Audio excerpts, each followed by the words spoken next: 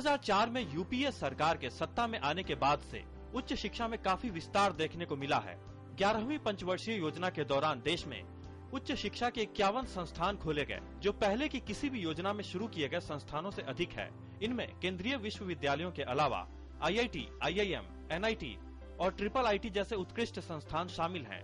2004 के बाद से देश में केंद्रीय विश्वविद्यालयों की संख्या दोगुनी से भी अधिक हुई है। 2004-05 में जहां 17 केंद्रीय विश्वविद्यालय थे, वहीं आज इनकी संख्या 40 है। इसी दौरान IIT की संख्या 7 से बढ़कर 16, NIT की संख्या 20 से बढ़कर 30 और IIM की संख्या 6 से बढ़कर 13 हो गई है। इसके अलावा उच्च शिक्षा में तकनीक के उपयोग को काफी बढ़ावा दिया गया है। सूचना और संचार तकनीक के जरिए शिक्षा मुहैया कराने के राष्ट्रीय मिशन के तहत करीब 400 विश्वविद्यालयों और 20,000 कॉलेजों को हाई स्पीड ब्रॉडबैंड कनेक्टिविटी से जोड़ा गया है। उच्च शिक्षा में व्यापक विस्तार की वजह से ही पिछले 10 साल के दौरान उच्च शिक्षण संस्थानों में नामांकन में दोगुनी से भी अधिक की वृद्धि हुई है।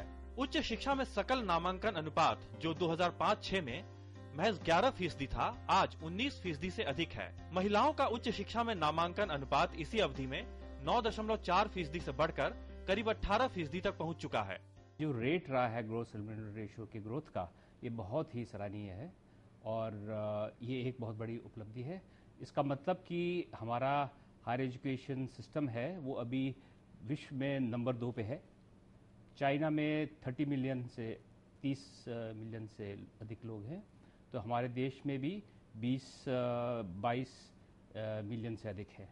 उच्च शिक्षा के क्षेत्र में तमाम सुधारों और विस्तार के बावजूद शिक्षा की गुणवत्ता अब भी चिंता का विषय बनी हुई है। आज देश का कोई भी विश्वविद्यालय दुनिया के शीर्ष 200 विश्वविद्यालयों में शामिल नहीं है।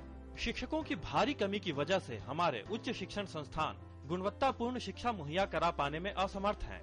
इस समस्या से निपटने के लिए सरकार ने पिछले साल ही राष्ट्रीय उच्चतर शिक्षा अभियान की शुरुआत की है, जिसके जरिए राज्यों की उच्च शिक्षा व्यवस्था में आमूलचूल बदलाव किया जाएगा। 98,000 करोड़ रुपए बजट वाले इस अभियान को 12वीं और 13वीं पंचवर्षीय योजनाओं के दौरान लागू किया जाएगा और इस दौरान राज्यों में 278 विश्वविद्यालय और 388 कॉलेज खोले जाएंगे। इस अभियान के तहत रिसर्च और इनोवेशन पर जोर दिया जाएगा ताकि देश के उच्च शिक्षण संस्थान दुनिया के सर्वश्रेष्ठ संस्थानों में शामिल हो सकें। Nishant Saurabh, DD news, Delhi.